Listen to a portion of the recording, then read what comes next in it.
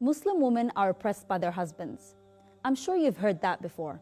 And in all honesty, such statements couldn't be further away from the truth. You see, Islam protects women like no other system in place today. And here are 7 explicit Quran verses that prove my point. Husbands must give women their dowry.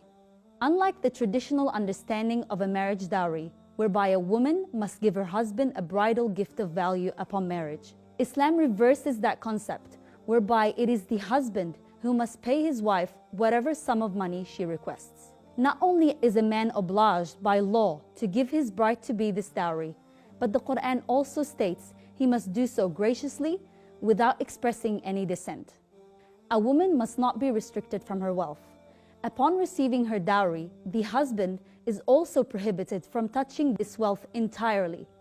In fact, the Quran mentions that even if she received an immense sum of money, the prohibition still applies. Husbands must always treat women with kindness. The Quran implores men to treat women in kindness and respect, even in times of disagreement. This means spouses must practice beauty in their speech, their actions, and their overall presence amongst one another. The end of forced marriages. Prior to Islam, following the death of a woman's husband, the husband's family would inherit her as a widow. Islam came to annul this ignorant practice and give a woman the right to be her own agent. In fact, Islam gave women the right to choose their own husbands, as clearly shown by the great statement of the Prophet Muhammad ﷺ. Husbands must spend on their wives. In an Islamic household, a man is obliged to financially provide for his wife.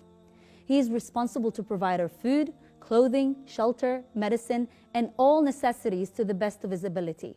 This includes providing his wife the same standard of living he expects for himself. Avoid bitterness in divorce. In many instances in the Quran, God would advise Muslims towards patience and avoiding divorce. He in fact states that if the two spouses truly wanted to resolve their issues, Allah would reconcile the two of them together.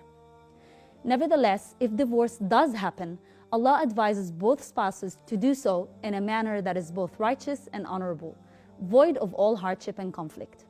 The right to inherit. Prior to Islam, women would be quite restricted when it came to what wealth they could inherit following the death of their husbands. That is, if they were entitled to anything at all.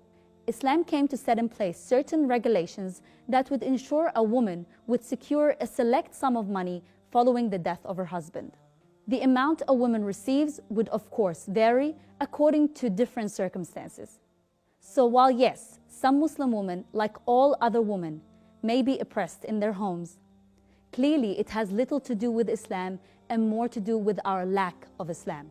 May Allah enlighten us all with the true teachings of Islam and restore peace and happiness in all homes and families.